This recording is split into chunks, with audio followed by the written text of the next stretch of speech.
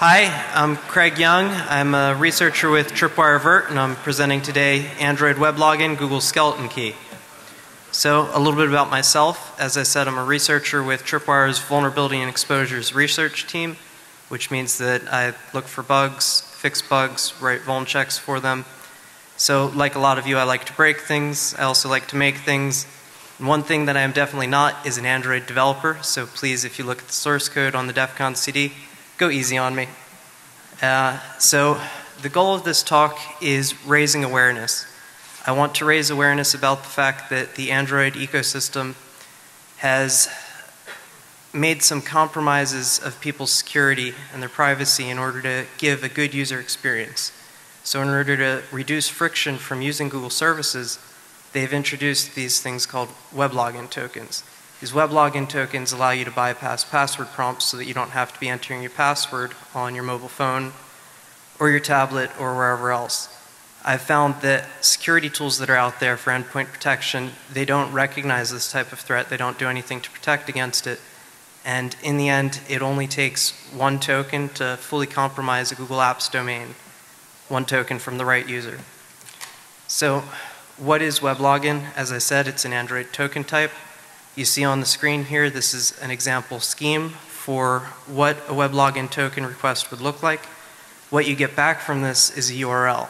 You browse to that URL and you get cookies that authenticate you to Google services, basically all of them. So this is a way of getting access without having a password. So there's some ways that I found that you could abuse this technology. For one thing, as you saw in the previous slide, it was the token type is requesting a specific service, but when you get the cookies back, these cookies are not limited to any services. It's just as if you had logged in from the web browser pretty much. So although you might be asked for permission to access your YouTube account, the app is also going to have permission, or whoever gets the token, to access your Gmail and your Drive. Lots of other things we'll get into later. The permission prompt is only given once per app per token type, so an application can generate as many of these tokens as they want if you've approved them. There's also some ways that you could get these tokens without asking permission, which we'll get into, and that's involving having root or physical access on the device. So the focus of this is about how to attack Google Apps. So as I said, the first step is you need to retrieve a WebLogin token for a domain admin. From there, you can continue on to the Google Apps control panel, and basically you have access to do whatever you might want to do. Some of the things that you can do listed out here. You can disable two-step verification. You can reset passwords for any users in the domain. You can add super users, although Google did attempt to fix this. We'll see how well my live demo goes. You can do things like adding privileges, removing privileges, deleting users, managing mailing lists, all sorts of good things. So also regular Google accounts are subject to some vulnerabilities from this as well, or some exposure I should say. If you are just a regular Gmail user and your phone is compromised such that somebody has your WebLogin token, they then have full access to your Google Drive, your calendar, your Gmail, and voice, whatever other services you might have enabled. Initially, when I started looking at this, you could also reset the user's password just by having this WebLogin token. Of course, that did not work with two-step verification because of the insistence on verifying a code that's sent to the phone. You could also do Google data dump. So Google Takeout would allow you to download all of the contacts from the target account. You could also download the Drive documents, various other things. The ability to reset the passwords and the ability to get the Google data dump, as I've called it, these have actually been addressed successfully. I'll get into that a little bit later. So some of the other things that I've been finding that you can do, once you have the WebLogin token, you can go ahead and install apps from the Google Play Store onto the device you've already compromised, but also other devices that are associated with that Google account. You can also access other websites which might use Google Federated Login. And Google Sites, you could make a website on behalf of the victim. These are all things that are applicable for Google Apps and regular Google users. So how do you go about getting a WebLogin token? The approach that I looked at or focused my research on is a more legitimate way, using malware that's going to make a request using the account manager API to get one of these tokens and then egress it off to a server or use it on the device. You've also got some other options. If you can deploy a root exploit successfully, you've got access to the accounts DB, session identifiers are in there, everything you need to get UberAuth and WebLogin tokens. Also, of course, if you have physical access to the device, even if it's just momentary, the Chrome browser has this nice little insecure feature called auto sign it. What that does is generates a WebLogin token for you and lets you get into basically any Google service from that device. And finally, if you're, for example, in law enforcement or something along those lines, you have access to a suspect's device that's been perhaps partially damaged, not really usable, but you can do chip-off forensics, extract memory, and you get back to number 2 here of being able to get the account's database. And then you're free to masquerade as the other suspect. View their emails, communicate as them, use Google Talk as them, look through Google Voice phone records. So the proof of concepts that I went through, my main goal was to be able to make a token stealing app that was going to do this without having to have root access to the device. I have an app or 2 apps that are on the DEFCON CD that you can take a look at along with source code. My secondary objective was to be able to publish this in Google Play and see whether or not Bouncer would notice something suspicious about this. And then also, of course, I wanted to take a look at where the endpoint protection tools might fall or weigh in on this type of application. So privacy advisors and antivirus, that means. So making the app was not difficult at all. I'm not an Android developer, but just reading some API documentation and some helpful blog posts was more than enough to get going and do this within a couple hours. You can see here there's the token type, and then I'm using the getAuth token method from Account Manager, which generates a message like what you see on the bottom of the screen, which you can see it's requesting access or permission to WebLogin with the service specified as finance and a continuation URL of finance.google.com. This is your stock portfolio stuff, which not particularly sensitive information for most people. So the revisions that I went through to get here, I started out with something I called TubeApp, which was intended to advertise itself as a YouTube downloader app, but then in actuality it was relying on that a Google Apps administrator would be using this application. It would go into the Google Apps control panel from your phone or your tablet, and it would fetch your OAuth secret for the domain.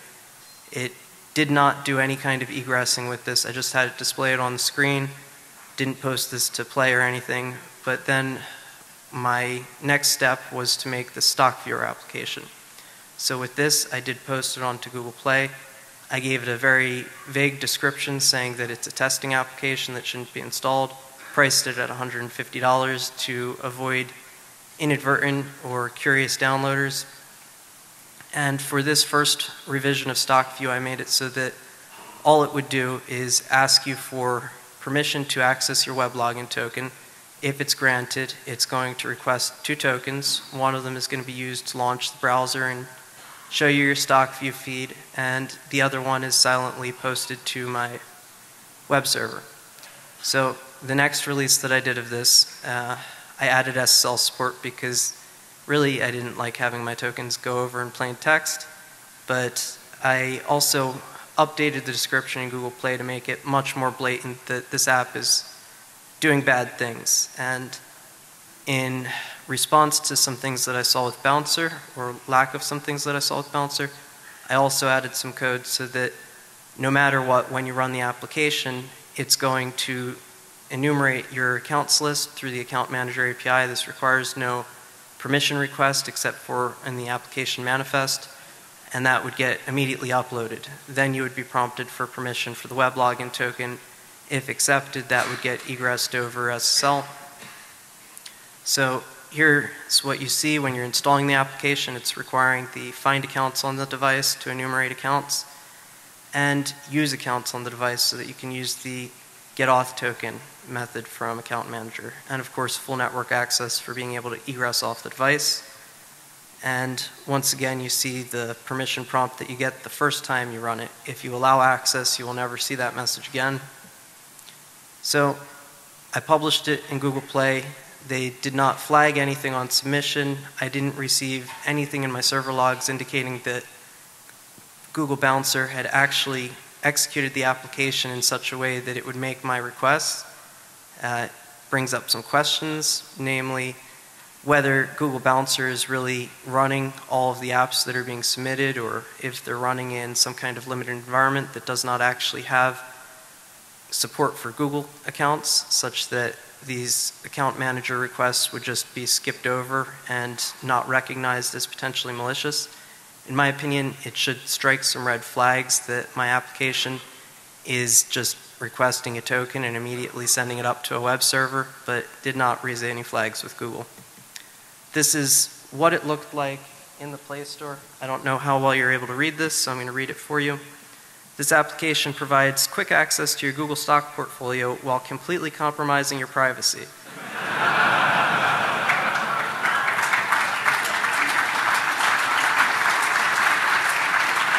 If you prefer convenience over security, then this app is for you. This application is currently under testing and should not be installed by anyone ever. And of course, this was up, but a month later, probably somebody noticed this was a little bit suspicious looking and reported it, and my Google Wallet account got suspended. I think it was up for about a month. I wasn't really paying much attention to it, but when I went back to start doing research for writing these slides now, I found that Google Apps, or Android's Verify service or option on the device now would say, installing this app may harm your device. This app can be used to track or spy on you, and that Google's recommending you do not install it. The only caveat about this is that if I rebuild my app and give it a slightly different name, this warning never comes up again, because I guess it's just a blacklist. So looking at endpoint protection, I scanned 5 of the popular tools that I was familiar with. None of them found any risks. Looking at the privacy advisors, I found that Avast actually would recognize that the use credentials is potentially a privacy risk. Lookout Premium didn't seem to have a category for saying which applications have the permission to request tokens on your behalf. So, demo time. And we'll see how this goes. First of all, this is a Chrome web browser that is in incognito mode, no cookies, no access to anything. I'll browse to Gmail. It'll ask me to log in. I'm going to unlock my tablet. Hopefully it will connect to the DEFCON secure network. Oh, there we go. So switching over, this is just going to be tailing the logs from my web server. And as you see here, the tablet is slowly loading the Google Finance page. Maybe some of you can see that.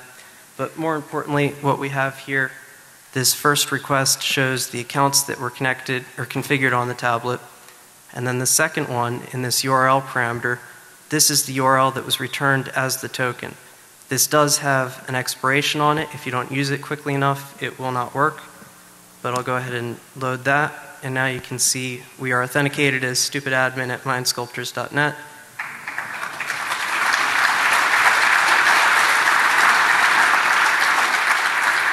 You can then see that you can access their email, you can go through Drive, the contacts are accessible, but some things that used to be very interesting to me here, if you go into account, you have your download your data. If you tried to do this 2 weeks ago, it would just let you download all the data. Now you have a security notice that's helpfully telling you that Google wants to make sure that you're really asking for this data download. And along those same lines, if we go back one more, you used to be able to add a recovery email address without having a password, which you could then use to reset the password on the account. This is now blocked off, but fortunately or unfortunately, depending on how you look at it, the Google Apps control panel is still completely accessible. So I've now browsed to .a/domain name. We can view the users in the domain. We can go ahead and do things like resetting a password. You have more time. The next speaker's not here. Perfect. Ramble on. So I guess we'll spend a little more time with the demo here. So now I've just done an auto-generate password, and you can see that I can show that password. I could also specify a password that I'm setting. I'm just going to go ahead and reset that password again without showing it this time. We could also do something like adding a new user, which is over here. So this is something that Google has actually tried to fix. The other day I recorded a demo because I noticed that they blocked off access to this vector. So we'll see if it works now. I've had mixed success since then. So yeah, you see we are unable to process your request at this time. Please try again later. We'll try it one more time. Sometimes it works. But what we can still do, this has actually worked while I was in the speaker room 10 minutes ago, 20 minutes ago.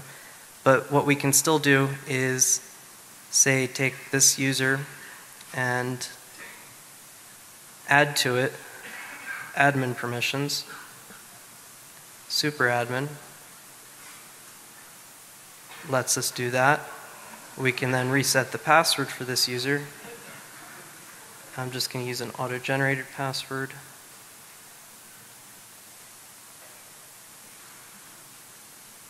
And now, if we go and sign out from the WebLogin token session, we can then just sign back in here. Hopefully remember the username that was.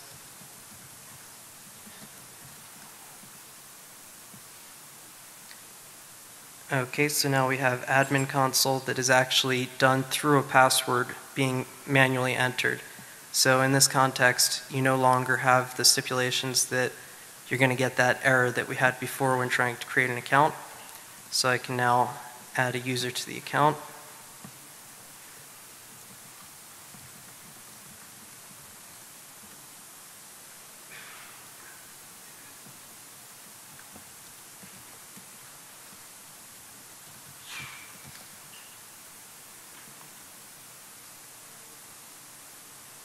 Hopefully this will still work, and it does. So now we've added a new admin user to this domain. Some of the other things that I had mentioned that you can do, actually I haven't mentioned this yet, but let's say we want to transfer documents from a Google account to another Google account. The ability to, say, transfer from this user to the new admin 2 that we did. This has initiated transfer or initiated document ownership transfer, so now that new account that we just created has access to all of the data that was in the Google Drive for that other user. There are some email notifications going out about that, but looking at some other interesting things that we can do, I'm actually going to get back in the context of the WebLogin token, so let me sign out here. Oop.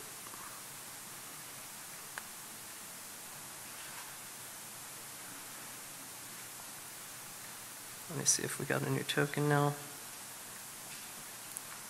So that looks like the old token. Oh, there we go. So now the new token, as you can see here, if we copy this back into that, we're back here, and we can go to play.google.com and let's pick a random app. Use accounts on this device. That's good. Let's install that. And so now it's going in momentarily. Actually, already it's starting to download the new app. We can also abuse other sites that are relying on the Google federated login. So for example, I picked a random example, getsatisfaction.com. If I click Google, log in with Google,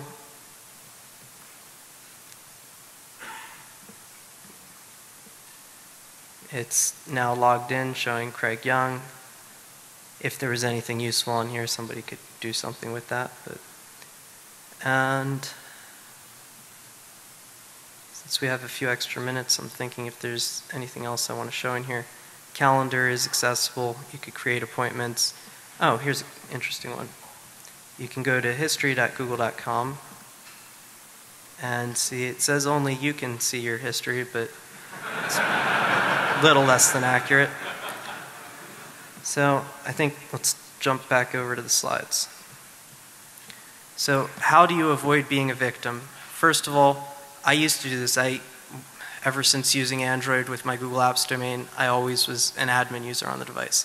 Not anymore. I've created other users that do not associate with any Android devices, and my phone has at least some limited risk. You also want to be very skeptical if you're getting requests from an application to use a WebLogin token or the LSID or SID session identifiers, which I've talked about in another talk, how you can use those to get other tokens.